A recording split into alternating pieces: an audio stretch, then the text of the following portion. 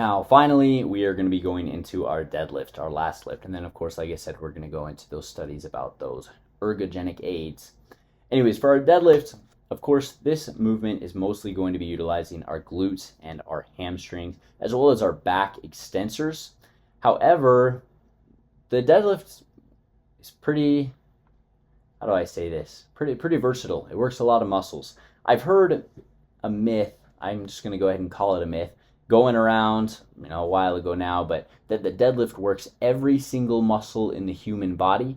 That is not necessarily true, and a lot of them are worked kind of isometrically, so they're not really a valuable way to train that muscle. However, it is true that the deadlift does work a lot of muscles. So obviously the glutes and the hamstrings and your back extensors are kind of going to be what is extending and getting the weight up.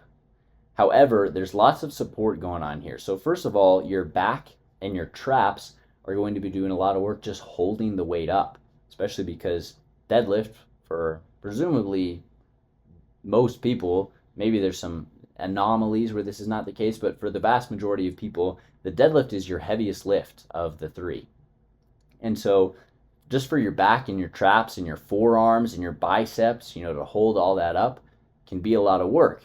Again, a lot of that is going to be isometric. You're not actually getting range of motion, so it's not an ideal way to actually train the muscle, but they do come into play, as well as even your quads, because you start with a bent knee, and then it's kind of I don't know the right word for it, but it's kind of ironic, I guess, because as you are doing a deadlift, you work your hamstrings to help straighten up your back, your pelvis, to extend your pelvis up.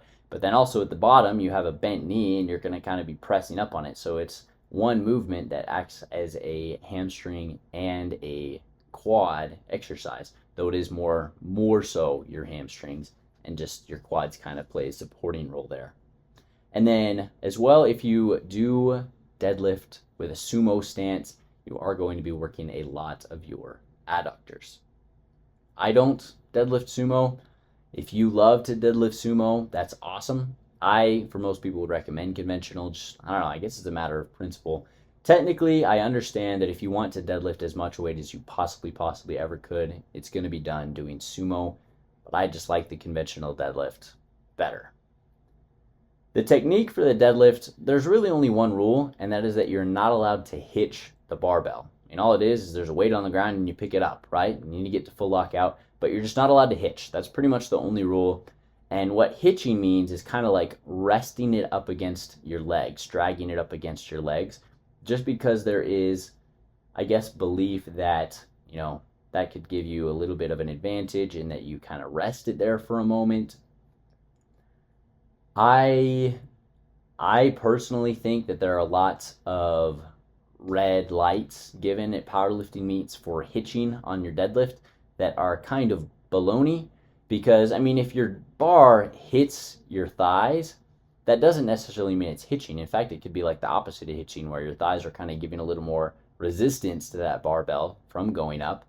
But really, a lot of powerlifting judges will just say, like, if that barbell touches your thighs before it's all the way up, then you've hitched. Now, an extreme example of hitching would be where you get that bar up above your knees and onto your thighs, and you kind of squat down under it and you rest for a second, and then you get it up. There's this video, it's pretty old now, but this guy, he's a very muscular guy, but he's trying to deadlift probably 700 or 800 pounds.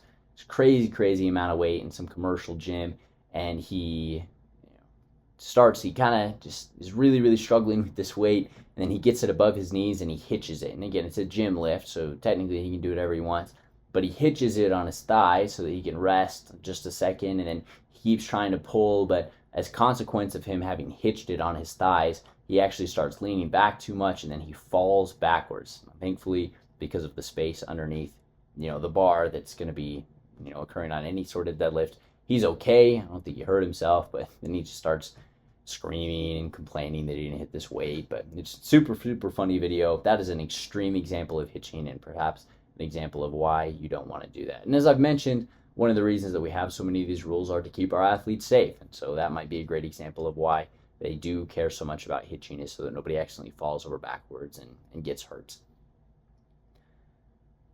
From there, we want, very similarly to our squat, we want the bar to be over our midfoot. That's going to be our base of support.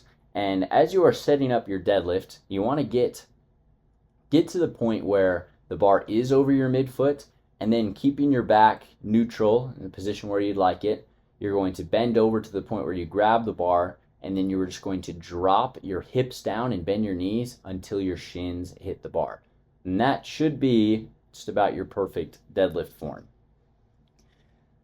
At that point, you're going to take a big belly breath again. You're going to try and get that soda can pressure in your abdomen so that you can just transition as much of that force from your legs into your back, into your arms. The deadlift is, well, it's kind of tricky. In some cases, it seems a little counterintuitive how it's a leg exercise. Maybe not, but you kind of got to break it down, right? Why are we trying to brace if our legs are below our brace, but then it's our arms that are supporting the weight? So are we bracing for the sake of our arms? Maybe that's just because I overthink it as I think about that. Maybe none of you guys had that problem and I just ruined it for you. But basically, the best explanation I ever got was that your back acts as a lever for your legs to apply the force to the load. So the force is going to be hanging from your arms. It's actually one of the cues that we're going to talk about is just try and have long arms. You don't really want to engage your arms. You don't want to shrug up, because that is going to make, just pull your torso down, and then you're going to have a longer range of motion that you have to lift this weight over. But just trying to have long arms that really are not doing anything. So it's almost just like the weight is hanging from your shoulders. And then the reason that we want to have our soda can pressure in our abdomen is so that our back is tight and strong and can act as a lever for our butt, for our hamstrings to apply that force into that lever up through our arms that are acting as these big ropes where the weight is hanging from, and then get that weight up. Again, maybe I just over-explained that and frustrated you and you have no idea what I'm talking about, but hopefully I'll try and redeem myself. The next thing I want to mention is just the grip. So I do recommend lifting straps. So lifting straps, there's Versa grips, are super common but super expensive, so I've never tried them. But there's also just the standard ones that go around your wrists and wrap around the bar or whatever attachment you're using. I definitely recommend that people work out with these wrist wraps, just because they take your forearms out of the equation, or not even totally out of the equation, but they help make sure that you can lift with your back or with your legs or whatever it is beyond the point of your forearms becoming fatigued. Now, some people will hate on straps and say that, well, you're just going to get weak forearms if you use them. My answer to that is just train your forearms separately, because you're going to be able to better maximize your back or your leg growth if you use these straps. However, for a competition lift, you're not allowed to use straps. In powerlifting, I should say. If you are competing in a sort of strongman event, they do let strongmen use straps. So the world record deadlift, 500 kilograms by Eddie Hall, Hafthor Bjornsson, his 501, 502. I like to think that Eddie Hall has the world record, because I don't know if the Mountain has done anything sanctioned. I think the first time he beat it was kind of like in his garage. Anyways, that is not what I meant to get into in this. But in those world record heaviest deadlift ever videos, they are using wrist straps, which kind of makes sense because we care about whether the body can lift it, less so than we care about whether the hands can hold on to it. But in powerlifting, you are not allowed to use straps. You can use chalk, however, you cannot use straps. And so we need to employ some sort of a grip oftentimes to help us hold on to it. If you just held on to it normally, well, then oftentimes what would happen is it would roll out of your hands. Because again, barbells have ball bearings in them and they're lubricated. For stuff like Olympic lifting, that's great. That's exactly what we want, so that we can roll under it and things like that. For lots of lifts, those are good. We want those barbells to roll, but for your deadlift, it's actually kind of frustrating because it could just roll right out of your hands. So you really have to be super, super strong in your forearms to hold up so much weight. And so two different options that you can do. First of all is the hook grip.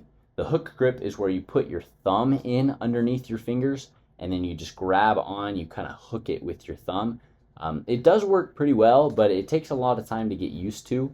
It kind of hurts, frankly, and so it's just something you need to practice if you're planning to use like a hook grip in competition. Because I mean, it is definitely stronger than just double overhand grip, but it can kind of hurt, and that's really the con of it. The other option is to do the switch grip. So the switch grip just means that one hand is facing the opposite way of the other. Now, that is very, very strong because as the weight might roll out of one hand, that would actually cause it to roll into the other.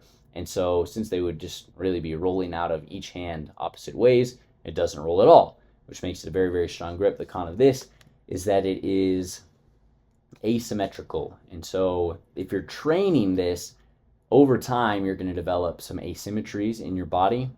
What I like to do is to do my top 2 sets of deadlifts with the switch grip, but alternate which way I do that switch grip. And then I like to do the rest of my workout with straps. So that way I'm working on my grip a little bit, making sure that I can hold on to the things that I'm deadlifting, but then use straps for the rest of my workouts. It is also worth mentioning that there is a higher prevalence of bicep tears when you do a switch grip on the grip that is facing palm forward. That is definitely a little bit scary. You should be aware of that. I don't necessarily think it's something most people need to worry about, especially not until you get to the point where you are lifting tons and tons of weight. But it is something to be aware of. I like to think that if you just train your biceps properly through a full range of motion and you train those tendons, then you should be pretty in the clear. But that is something perhaps that you just want to know about and be aware of. The last thing I want to talk about is back rounding. Now, this is not something that I would ever tell a beginner. So if you're a beginner, you have to promise not to listen to anything I'm about to say. But it is not technically the end of the world for your back to be rounded on a deadlift. Your upper back specifically. Your lower back should definitely be at least in a neutral. If your lower back gets to the point where it's rounded, that is probably pretty bad and definitely could lead to some injury, bulge disc, or any bad stuff that you don't want. But your upper back can have a slight bend to it. Almost just think of it as like you're having like this bad, like arched back sort of posture, and then you pull with that until you get to the top, and then you kind of straighten out in the top of your back. That's actually a technique that a lot of people use, and my deadlift looks a lot like that when I do that. The reason I say that I would never tell it to a beginner is because the beginner would take that and probably run with it, and then their lower back would probably start experiencing those issues. They would let themselves, just wouldn't pay as much attention to their lower back and things like that. Probably be a good highway to injury, and that would be my fault, but you need to get to the point where you kind of understand yourself in the deadlift before you kind of experiment with that and allow yourself to do it. But that is a common thing that I'll see. I've gotten comments like it on my videos and other people's videos, is when their upper back has that little bit of round to it. People are like, oh, that's terrible for you. You're just going to hurt yourself so bad. That's awful deadlift form. I understand where they come from. There's nothing wrong with not doing that either. Like, even if you're a super high level, experienced, heavy deadlifter and you have a totally straight back, like, that's great. I'm not saying that necessarily it's an advantage you're missing out on to have that rounded back, but it is okay to have that rounded back. And actually, now that I think about it, I apologize. I said this was the last thing I wanted to talk about, but I think I kind of want to talk about sumo versus conventional. Now, I can't speak super well on this because I've never done sumo. I don't really know much about sumo. I know a lot about conventional because it's what I do, but I don't know much about sumo. I know that the idea behind sumo is, again, range of motion. Now, what you can think about, it's very similar to everything we've talked about. High bar, low bar squat, close grip, wide grip, bench press, and sumo versus conventional deadlift. If you spread your legs out in a sumo deadlift, you might only have to lift that barbell a few inches to get it to the point where you're at lockout and it counts as a good lift. The moment arm is definitely going to be a lot longer, but sumo is so popular because it's actually not going to make too much of a difference because you're really just trying to use your glutes, and your glutes are well biased in that position. So for a lot of people, really the idea is just kind of rotate your hips back, squeeze everything together, squeeze your butt up, and then you have it. You know, there's still going to be a little bit of quads. I mean, all the same muscles are going to be worked, though in different proportions. You are definitely going to work your adductors much more in a sumo deadlift than in a conventional. But I just want you to understand the idea behind a sumo. Now, if you train conventional like myself, so I do nothing but conventional. If I were to go and try and do sumo right now, my sumo would be a lot weaker just because I haven't practiced it, right? You're never going to be good at something that you haven't practiced. However, sumo is, at the end of the day, going to be stronger than conventional. Not at the end of the day, I should say, at the end of the year, 2 years, whatever. Just because the range of motion is shorter. There's lots of debates as to whether that counts as a fake deadlift or if it means anything. I don't really care to participate in that. I care about conventional, and I do conventional, but that is why sumo is so popular. The range of motion is so small, and the downsides are actually kind of turned down as compared to some of these other lifts like just the squat and the bench press. So sumo is very popular for that reason. Let's go ahead and talk about our cues. The first one I want to talk about is just to have long arms. I've already mentioned that, but the longer your arms are, the less range of motion we have. You don't want to shrug your arms up with your traps because then you've added a pretty decent amount of range of motion to that exercise. I mean, an inch or two, but that definitely means something. And you want to try and have long arms. Think of them as chains or ropes where the weight just dangles from your shoulders, and then you, of course, you use your legs and your back to pick it up. Try and have really, really long arms for that sake as well. You don't want to have your hands very far apart. You want to have them just exactly at shoulder width because that is what's going to help them be longer as well.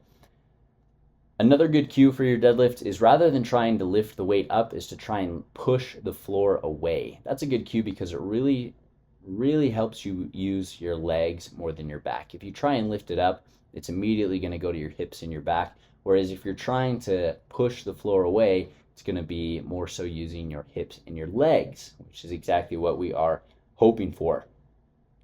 And then the last cue that really, really helps me is to try and squeeze my glutes together. Pinch the penny is a term that a lot of people will use. You know, imagine there's a penny in between your two butt cheeks and you're trying to pinch it together so it doesn't drop out or anything. But that just helps me. Even though I do conventional, definitely squeezing your glutes together is exactly how a sumo deadlift works. But even as I lift conventional, really just trying to focus, I know it sounds silly, but really trying to focus on just squeezing and bringing your two glutes together to touch. Really, really helps me, at least, lift a lot stronger. It's a good cue. And then this doesn't really count as a cue, but I don't really know where else to talk about it.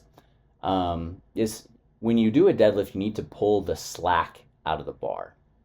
Now, deadlift bars are kind of meant to be a little more bendy and elastic than things like squat bars.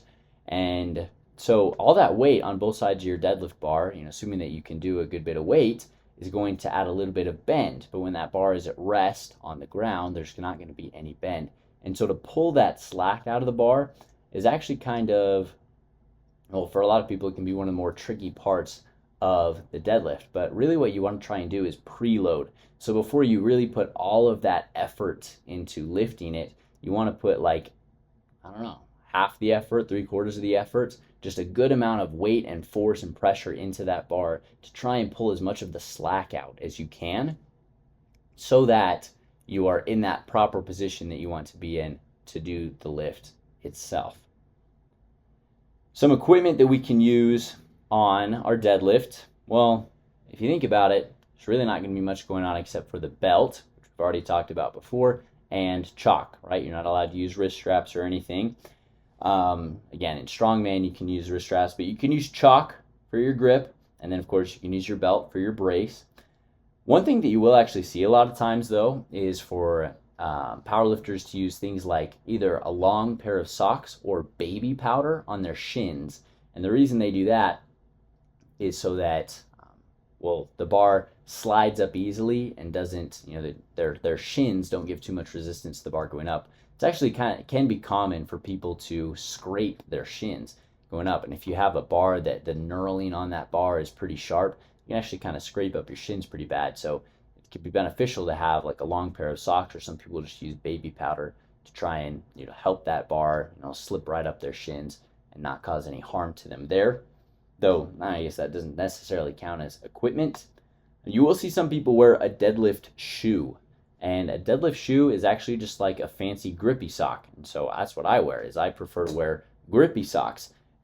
Basically, you don't want to wear a squat shoe. You definitely would never want to wear a squat shoe doing a deadlift, because that elevated heel is going to add to the range of motion to where you have to pull that bar off the ground. Really, you want to just be like barefoot or in a sock, or a grippy sock, right? A deadlift shoe. Deadlift shoe is pretty much just a sock with a little bit of grip on the bottom. You're exactly right on the ground. You're trying to limit that range of motion as best as you can. Again, you can use your belt for your brace, and then your powerlifting singlet if you have one as well. Then lastly, for our accessories that we can use for our deadlift, first, a great one is going to be a hamstring curl. Another one that is, well, kind of compound, but it is a RDL, a Romanian deadlift, or a stiff-legged deadlift. That is going to help work our hamstrings as well in the stretch position, the lengthened position, as well as it can kind of work your glutes. I guess a word on hamstring curls. I prefer to do hamstring curls seated, because that is going to lengthen your hamstrings a little better, and muscles grow better and get stronger better from lengthened positions. So the line, I love that little bit of science in terms of your hamstrings, because I don't know why, but I hate to do lying down hamstring curls. I don't like them at all. And so the fact that the science has shown us that they grow better at a seated hamstring curl, to me, is awesome, because that's what I prefer to do anyways. I mean, frankly, like I don't know why, I just hate the lying down hamstring curl. Even if the science said that was better, I probably just still wouldn't do it, because I just really don't like it very much. But seated is better, which is awesome, and I love that. Back extension, we've already talked about. I do those pretty religiously because I have had back issues and I want to prevent that. We also talked about, some of these are very similar for the squat. You can do a hip thrust for your glutes. You can do the good morning. You can do the Jefferson curl for your glutes and for your back extensors. But then for your deadlift, a great thing to do is grip work. So you can hold on to the bar stronger, as well as things like shrugs and upper back work are just going to, because you use those muscles as you're doing a deadlift. And just training them is going to maybe not help you deadlift more perhaps, but it's going to help you be a little more robust and durable as you do that deadlift training.